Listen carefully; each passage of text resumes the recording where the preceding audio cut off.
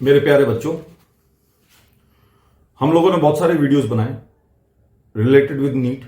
मैंने आपको, अगर आप विस्तार से देखें तो पिछले 1-2 महीने से, 1-1.5 महीने से हम लोग वीडियोस बनाए जा रहे हैं, जिसमें हमने आपको नीट के एग्जाम सेंटर्स का वीडियो बनाया। जो पेरेंट्स हैं वो लोग एनटी के बारे में क्या सोच रहे हैं, उनको कितना परेशानी हुई पिछली बार और उनको क्या क्या शक है कि किस तरह का रिजल्ट आएगा, उसके बारे में वीडियो बनाया जो आपने देखा होगा। उसके बाद हमने इंटरव्यूज का वीडियो बनाया, सारे बच्चों का इंटरव्यू जो जब वो लोग टेस्ट सेंटर्स से निकल रहे थे तो वो वीडियोस बनाए थे। उसके बाद हम लोग अब आगे कट ऑफ के बारे में बात किया, कट ऑफ के का एक वीडियो बनाया था। अब हम लोग रिजल्ट से ऑलमोस्ट 24-25 डेज ही पीछे रहे हैं। जो समय आ गया है वो है काउंसलिंग का और काउंसलिंग की तैयारी का। तो काउंसलिंग की तैयारी में सबसे पहले हमको चीजें चाहिए होती है, डॉक्यूमेंट्स। मैंने देखा बहुत सारे वीडियोस बने हुए हैं, मैंने कहा एक लीगल पॉइंट ऑफ व्यू से एक स्पेसिफिक कंप्लीट जो सारे पॉइंट्स को कवर करता हो डॉक्यूमेंट से रिलेटेड, वो एक वीडियो बनाया जाए। तो आज जो हम लोग डिस्कस करने जा रहे हैं वो डॉक्यूमेंट्स रिक्वायर्ड फॉर काउंसलिंग। आपको जब एडमिशन लेना होगा कॉलेज में तो या किसी स्कूल में लेना होता है तो कुछ डॉक्यूमेंट्स चाहिए होते हैं। तो वो बेसिक डॉक्यूमेंट्स होते हैं। आपको यूनिवर्सिटी में जाना हो, कॉलेज में जाना हो तो भी ये डॉक्यूमेंट जरूरत होते हैं। तो नीट के स्पेसिफिक 2-4 डॉक्यूमेंट्स हैं, वो भी हम लोग डिस्कस करेंगे। बीइंग एन एडवोकेट, मैं आपको लीगल डॉक्यूमेंट्स के लीगलिटीज भी बताऊंगा, लीगल उसके रिक्वायरमेंट्स भी बताऊंगा और लीगल फॉर्मेलिटीज भी बताऊंगा। कल हमने एक वीडियो बनाया था स्टे से रिलेटेड। स्टे आप जानते हो टूट गया है, हट गया है, उसको खत्म कर दिया है एमपी हाई कोर्ट ने। तो अब स्टे तो रहा ही नहीं। हाँ, उनको कंसिडर किया जाएगा, जो आपके 11 सेंटर्स में जो बच्चे हैं उनके सारे कॉजेस को कोर्ट देखेगा। जजेस कुछ अगर देना होगा एडवांटेज तो वो देंगे, बट रिजल्ट नहीं रोका जाएगा। ये कल फाइनलाइज हो गया था, ये मैंने आपको वीडियो मॉर्निंग में बना दिया, आप उसको देखना ना भूलना। तो इस तरह से हमने 5-6 वीडियोस बनाए थे जिसमें सारे रिजल्ट से रिलेटेड, सेंटर से रिलेटेड, बच्चों को फिजिक्स का पेपर, टफ पेपर। तो आज हम डॉक्यूमेंट के बारे में बताएंगे, डॉक्यूमेंट्स के लीगल फॉर्मेलिटीज के बारे में बताएंगे। तो डॉक्यूमेंट्स क्या क्या चाहिए, वही बेसिक डॉक्यूमेंट्स जो आपको स्कूल कॉलेज में चाहिए होते हैं। सबसे पहले स्टार्ट करते हैं, आप खुद सोचिए क्या चाहिए होता है। सबसे पहले चाहिए होता है आपको मार्कशीट। कौन कौन सी? 10th और 12th की। तो 10th और 12th की जो मार्कशीट चाहिए होती है आपको, तो उसके साथ साथ आपको एक पहले जो हमारे टाइम में अलग से एक सर्टिफिकेट मिलता था, एग्जामिनेशन सर्टिफिकेट। वो शायद अब कंबाइंड मार्कशीट के साथ ही आने लग गया। तो वो या तो वो 2 सेपरेट होते हैं, मार्कशीट और वो पासिंग सर्टिफिकेट, या वो एक साथ होता है। ये आपको देख लेना है, वो आपको लेके जाना है 10th और 12th के। सबसे पहला मोस्ट इंपॉर्टेंट डॉक्यूमेंट यही होता है। उससे आगे चलते हैं। आप स्कूल छोड़ के जाते हैं तो आपको क्या चाहिए होता है? आपको ट्रांसफर सर्टिफिकेट चाहिए होता है, टीसी चाहिए होती है। टीसी लेके आप दूसरे स्कूल में जमा कराएंगे, कॉलेज में जमा कराएंगे, या वही चीज आपको नीट के कॉलेज में जमा कराना है। आप ये समझ लीजिए स्कूल से आप कॉलेज में जा रहे हैं। आप ये मत सोचिए कि आप कोई डॉक्टर बनने जा रहे हैं, स्पेशल कुछ बनने जा रहे हैं, आप एक कॉलेज में जा रहे हैं, ये सोचिए आप। तो आपको टीसी चाहिए होगी, जिसको हम स्कूल लिविंग सर्टिफिकेट भी बोलते हैं, एससीसी भी बोलते हैं, और कई नामों से बोला जाता है, टीसी बोला जाता है। कोई खास बात नहीं है, आपको मिल जाएगा, एक वो दे देता है।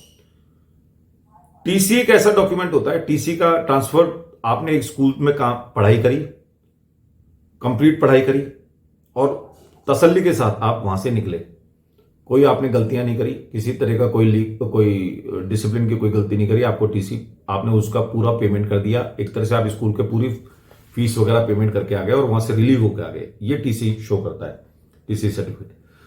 टीसी सर्टिफिकेट जो आप मैक्सिमम वीडियोस देखेंगे तो उसमें ये चीज बताई नहीं होगी। टीसी जो होती है, ट्रांसफर सर्टिफिकेट बोलते हैं आपको, एक्सक्यूज मी। तो टीसी जो होती है एक बहुत महत्वपूर्ण डॉक्यूमेंट है। आप पूछेंगे क्या चाहिए उसमें एक चीज इंफॉर्मेशन होती है, वो होती है नेशनलिटी। नेशनलिटी आपके आधार, पैन कार्ड वगैरह से नहीं मानी जाएगी। नेशनलिटी मानी जाएगी या तो पासपोर्ट से, या वो टीसी में जो नेशनलिटी लिखती है, इंडियन लिखा होता है, वो सबसे इंपॉर्टेंट डॉक्यूमेंट है। इसलिए टीसी को बहुत ध्यान से रखना, ओरिजिनल टीसी को। सबसे पहले 12th से निकलेंगे आप तो आपको मार्कशीट मिलेगी, फिर टीसी मिलेगी। वही स्कूल आपको माइग्रेशन सर्टिफिकेट देता है। अब आप माइग्रेशन सर्टिफिकेट का बारे में जानिए। आप कहीं से माइग्रेट करते हैं तो आप स्कूल के साथ स्कूल को ही नहीं छोड़ रहे, आप वहां से माइग्रेट कर रहे हैं, तो वो माइग्रेशन सर्टिफिकेट स्कूल आपको देगा। माइग्रेशन सर्टिफिकेट जब भी हम एक स्कूल से कॉलेज में जाते हैं, कॉलेज से यूनिवर्सिटी में जाते हैं, तो माइग्रेशन सर्टिफिकेट उससे पहले वाला, यानी कि अब जैसे स्कूल छोड़ रहे हो आप, कॉलेज में जा रहे हो तो स्कूल देगा, कॉलेज छोड़ के आप यूनिवर्सिटी में जाओगे तो कॉलेज देगा, यूनिवर्सिटी छोड़ के दूसरी यूनिवर्सिटी में जाओगे तो पहले वाली यूनिवर्सिटी देगी। तो पिछला जो जिसको छोड़ रहे होते हो वो माइग्रेशन का सर्टिफिकेट देता है, जनरली स्कूल दे देता है। ये तीसरा डॉक्यूमेंट हो गया जो स्कूल देगा। पहला हो गया मार्कशीट, सेकंड हो गया आपका टीसी, थर्ड हो गया आपका माइग्रेशन, चौथा एक चीज और देगा वो स्कूल। ये बात ध्यान रखना, 4 डॉक्यूमेंट जो आपको स्कूल चलाना है वो है आपका character certificate. Character certificate school बना देता है, जब ये सब चीज देगा तो कैरेक्टर सर्टिफिकेट भी बनाएगा। पर एक बात ध्यान रखना, जब भी कैरेक्टर सर्टिफिकेट बनेगा तो वो 6 महीने तक चलेगा। तो आप चाहें तो मई एंड में लेना, तो आपका चल जाएगा वो नवंबर एंड तक, नवंबर एंड तक आपका कैरेक्टर सर्टिफिकेट चल जाएगा। तो ये 4 डॉक्यूमेंट्स आपके पास हो गए। किसी तरह की कोई परेशानी है, कोई दिक्कत हो तो कमेंट करना। और हमारे चैनल्स को आप लोग सब्सक्राइब नहीं कर रहे, व्यूज खूब आ रहे हैं, कमेंट्स भी आ रहे हैं, पर सब्सक्राइब नहीं कर रहे। प्लीज सब्सक्राइब करिए, जिससे कि, और हम काउंसलिंग में भी बहुत मदद करते हैं। अगर काउंसलिंग की कोई को रिक्वायरमेंट हो तो काउंसलिंग पूरी करते हैं। हम लोग फिजिकली काउंसलिंग में से निकले हुए हैं, हम लोगों ने खुद ने बच्चों को कराया हुआ है, तो इसलिए सारी प्रैक्टिकल इंट्रिकेसीज, प्रैक्टिकल प्रॉब्लम्स सब लोग सब जानते हैं।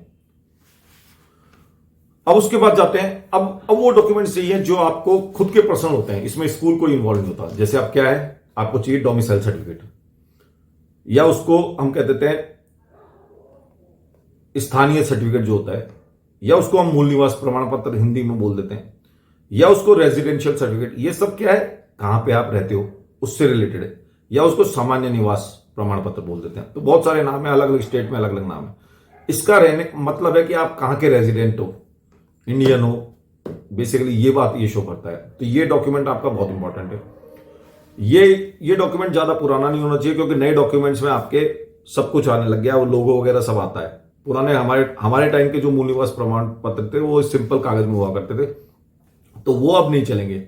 शायद आप लोगों को तो लेटेस्ट ही होगा, क्योंकि आपका तो अभी आप लोग तो अभी 17-18 साल के होंगे, तो आपका डोमिसाइल सर्टिफिकेट या रेजिडेंशियल सर्टिफिकेट बिल्कुल नया वाला होगा। लोगो वगैरह सब इंफॉर्मेशन होती है, आजकल सब साइंटिफिक हो गया है, तो पुराना सर्टिफिकेट इसमें नहीं चलेगा।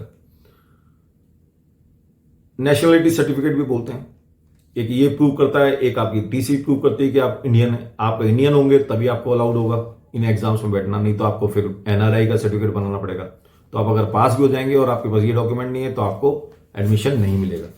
वैसे ये जनरली शुरू में ही बन जाता है जब स्कूल में बच्चा एडमिशन लेता है। तो अब इंपॉर्टेंट बात है, आपने नीट एग्जाम पास कर लिया, भगवान आपको तरक्की दे, भगवान आपको अच्छा कॉलेज दिलाए, भगवान आपको सब कुछ अच्छी चीजें दे, अच्छा कॉलेज दे, अच्छे स्टूडेंट्स, अच्छे टीचर्स दे और अच्छी फैकल्टी दे, और आप बहुत अच्छे डॉक्टर बन के निकले। ये हम लोग चाहते हैं कि आपके साथ सब कुछ अच्छा हो। तो बेस्ट ऑफ लक है हमारी तरफ से। तो अब आप कॉलेज जा रहे हैं, तो आपको क्या क्या चीज चाहिए? आप लेके जाएंगे 2 चीजें।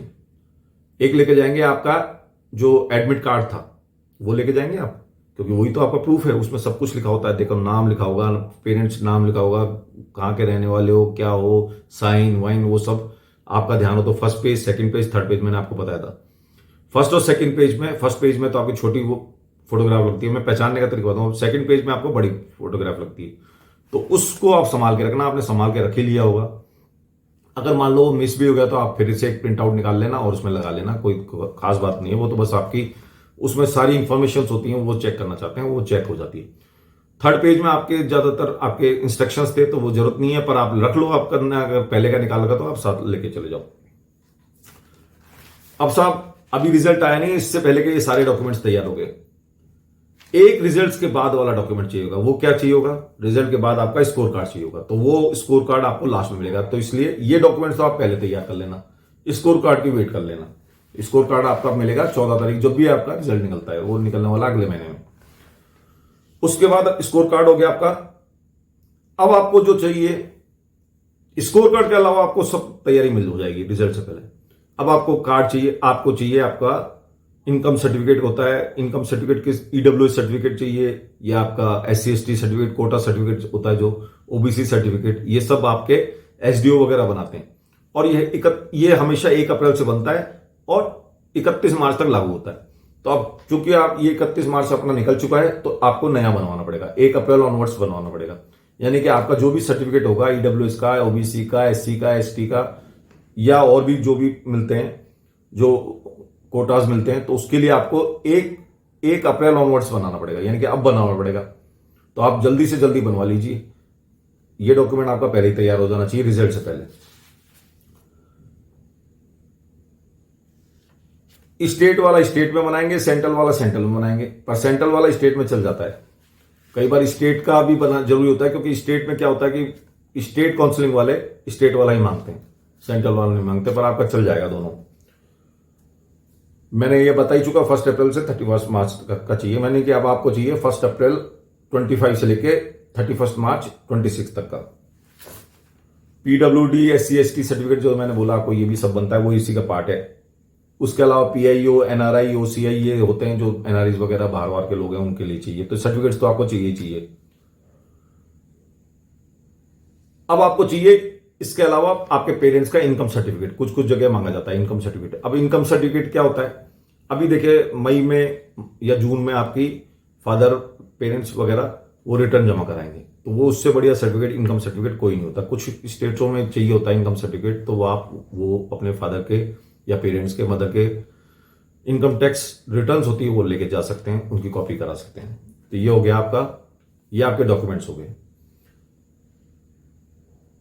वैसे ITR 3 साल की चाहिए होती है, 3 साल की चाहिए होती है। अगर आपको इनकम से रिलेटेड कोई चीज लेनी है, स्कॉलरशिप लेनी है, तो ये 3 साल के लिए चाहिए होती है। अब सबसे इंपॉर्टेंट डॉक्यूमेंट मैं आपको बताने जा रहा हूं, वो है आपका गैप सर्टिफिकेट। गैप सर्टिफिकेट क्या होता है कि कई कॉलेजेस का अपना फॉर्मेट होता है, नहीं तो आप जनरल फॉर्मेट भी बना सकते हैं। ये बेसिकली होता है कि आपने 1 साल किया, मान लो आपने ड्रॉप किया, आप अगर 31 मार्च को एग्जाम देके आए हैं और आपका नीट में सिलेक्शन हो जाता है, तो आपको गैप हुआ ही नहीं, आप तो सीधे जा रहे हैं 12th करने के बाद। इसमें आपको गैप सर्टिफिकेट नहीं चाहिए होता है। गैप सर्टिफिकेट कहां चाहिए होता है, जहां आपका ड्रॉप हो। जैसे आपने 12th के बाद 1 साल का ड्रॉप लिया, 2 साल का लिया, 3 साल का लिया, तो आपको 3 साल का या 2 साल का या 1 साल का गैप सर्टिफिकेट बनाना पड़ेगा। उसमें जो लैंग्वेज होगी वो ये होगी, साहब मैं इस 1 साल में या 2 साल में मैंने सिर्फ नीट की तैयारी करी या फलाने एग्जाम की तैयारी करी, मैंने और कोई कॉलेज या स्कूल ज्वाइन नहीं किया, मैंने वहां पे कोई डॉक्यूमेंट जमा नहीं कराए, मैं बिल्कुल मतलब तैयारी के मोड में ही रहा। तो ये उसमें अपना अंडरटेकिंग देनी होती है, एक एफिडेविट बनाना होता है और एक एफिडेविट देना होता है, अपना अंडरटेकिंग देनी होती है कि भाई मैंने किसी स्कूल या कॉलेज में नहीं लिया। क्योंकि अगर आप किसी स्कूल कॉलेज में ले लिया होता है एडमिशन, तो वहां से आपको रिलीविंग चाहिए होती है, इसलिए आपको वो खाली दिखाना पड़ता है गैप सर्टिफिकेट। अगर आपने स्कूल या कॉलेज में एडमिशन ले लिया, BSc फर्स्ट ईयर में या BA फर्स्ट ईयर में ले लिया या सेकंड ईयर में ले लिया, तो आपको कोई दिक्कत नहीं है। फिर आपको स्कूल का वही माइग्रेशन, TC वगैरह वो सब चाहिए होते हैं, क्योंकि किसी संस्था को छोड़ोगे या किसी इंस्टीट्यूशन को छोड़ोगे आप, तो उसकी रिलीविंग, TC, माइग्रेशन सब चाहिए होगा। अगर आपने संस्था में हो तो ये सब जो पहले 4 डॉक्यूमेंट बताए थे वो सब चाहिए, TC, माइग्रेशन और वो कैरेक्टर सर्टिफिकेट वगैरह। और अगर आप संस्था में नहीं हो, घर बैठे हो, तो आपका सिर्फ एक एफिडेविट से काम चल जाएगा। ये 10 रुपए, 50 रुपए, 100 रुपए के स्टाम्प पे बन जाता है। आप 100 रुपए बना लेना, क्योंकि 100 रुपए का स्टाम्प पेपर बिल्कुल लीगली सही होता है, उसमें सारी चीजें कवर हो जाती हैं।